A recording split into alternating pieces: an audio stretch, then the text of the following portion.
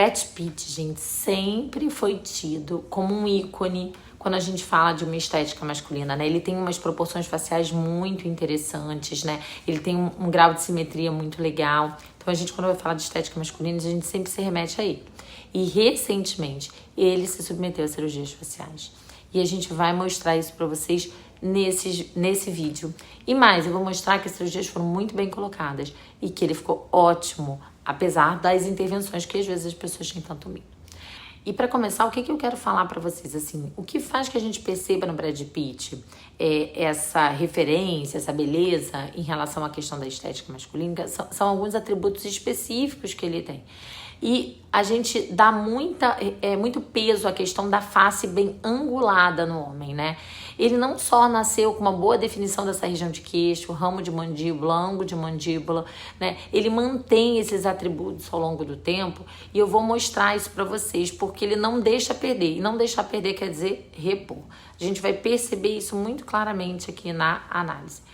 Outro ponto muito forte da face dele é um nariz bem reto, né? Ele não tem uma ponta arrebitada, ele tem um nariz bem reto, com ângulos bem marcados, né? Aquele padrão bem masculino de ângulos retos, né? Que a gente remete um pouquinho até à figura de Davi, né? A escultura de Davi tem bem esses ângulos retos, seria, assim, uma analogia à imagem seria do masculino, né? E aí as primeiras transformações que a gente vê no Brad Pitt são ao redor ali dos 40 anos. A gente vai perceber claramente que ele fez um tratamento para a região das marcas de acne ali dele, né? Ele melhora uma qualidade de pele, né? Ele tinha isso aqui muito marcado, a hipertrofia do masseter dele dá uma melhorada, né? Tem uma transição abrupta da face, ele melhora essa região aqui e isso aqui diminui um pouquinho. Bom, como que ele pode ter conseguido isso, né? A hipertrofia de masseter, a gente consegue tratar isso com toxina botulínica, muito tranquilo no consultório.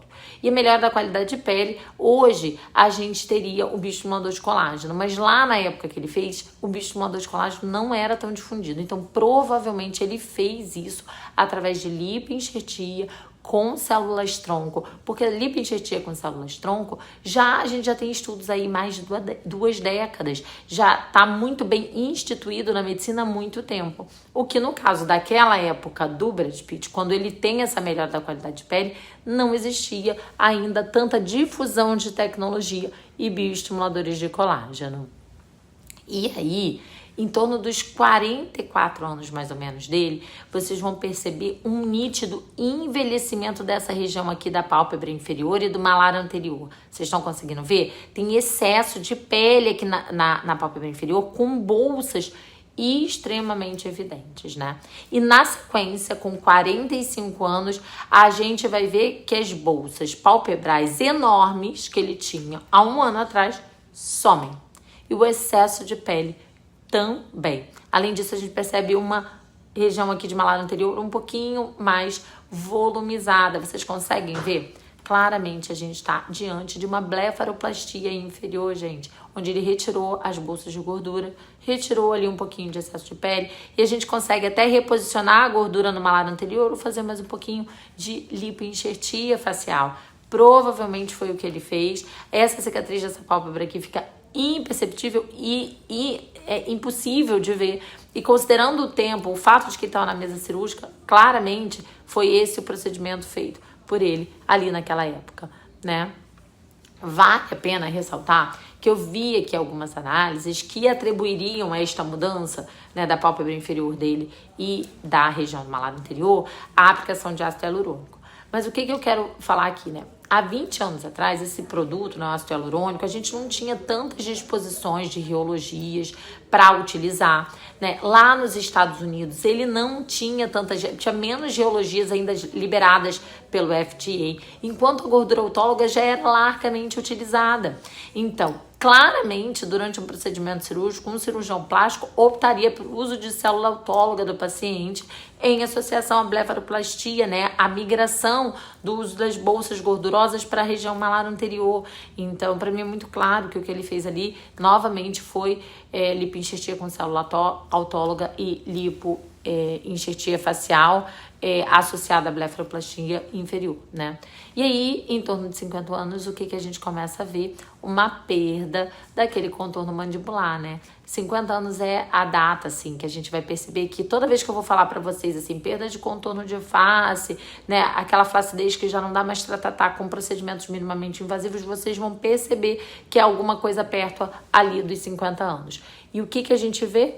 Ele perde ali mandíbula, um pouco do contorno, né? Queixo, um pouco do contorno. A gente vai vendo que isso vai se perdendo e, de repente, a gente vê esse contorno redefinido, bem estruturado. Claramente a gente percebe um queixo um pouquinho mais projetado, né? Uma mandíbula mais marcada. E aí sim, já aos 50 e pouco, provavelmente foi ácido hialurônico de alta densidade, considerando inclusive a cronologia da liberação desse produto pra gente, da liberação desse produto lá nos Estados Unidos pelo FDA e como que a gente conseguiria aquele tipo de resultado naquela época em que ele fez. Mas com certeza, gente, junto com o preenchimento, a gente teve ali um lifting cervical. Por quê? Só o preenchimento nessa região de malar não ia sumir com o excesso de pele e a papada que um homem de 50 anos tem, né? Lembrando aqui que o lifting cervical é aquela cicatriz aqui, ó, escondida, que fica atrás da orelha. Ninguém ia ver cicatriz nenhuma. A gente tira por ali o excesso de pele, a gente reposiciona a estrutura muscular e não dá pra ver absolutamente nada. O homem que tem cabelo, assim, você não vê. Não vê cicatriz em absolutamente lugar nenhum. Então, ele vai fazendo escolhas muito inteligentes, muito interessantes, com todo o cuidado para não mudar a aparência dele, para as cirurgias não ficarem evidentes e para as cicatrizes ficarem muito bem escondidas diante de cada uma das queixas que ele tem, né? E aí, por fim, bem mais atualmente, ali já quase aos 60, a gente vê um excesso de pele facial sobrando, principalmente nessa região aqui, sabe? Um peso, a face caindo para a região central. E aí, de repente, ele novamente reaparece e o peso sumiu, né? A única possibilidade para esse peso dessa face dele sumir, sem ele enlarguecer a face, mudar a estrutura facial dele, é ter feito ali um mini lift, um short scar, né? Ele vem por aqui, exatamente com essa cicatriz aqui, ó, atrás do tragus, que é a cicatriz que a gente faz em todos os nossos pacientes, e por ali ele consegue reposicionar as estruturas internas, tirar o excesso de peso da face, tirar o excesso de pele da face de uma maneira muito sutil, muito delicada, sem grandes transformações e, novamente, com uma cicatriz muito discreta. Para finalizar esse vídeo, eu queria pontuar duas coisas muito importantes, né? A primeira é que, apesar de há muitos anos ele já tem indicação da blefaroplastia superior, que é essa região aqui acima da pálpebra, ele parece que intencionalmente escolhe não mexer nessa região. E eu acredito que seja justamente para manter essa ideia de que ele não faz nada, ou essa ideia de que ele não cooperou, né? Ele claramente se preservou, ele escolhe não mexer nessa região. E a segunda é que ele escolheu ir abordando subunidades da face de maneira individual, conforme cada queixa aparecia para ele, né? E dessa maneira, tendo mudanças pequenas, difíceis aos olhos do público de perceber, né? Cirurgias menores em cada fase da vida, né? E foi fundamentando a trajetória dele para sempre atacar de forma cirúrgica, para tirar o peso, tirar o excesso de pele, sem buscar paliativos e de uma maneira precoce. Exatamente por isso que a gente tem essa percepção de que aparentemente ele não faz nada. Agora me contem aqui, qual dos procedimentos que ele fez que mais chamou a atenção e que mais você gostaria de ter a oportunidade de fazer? Coloca aqui nos comentários.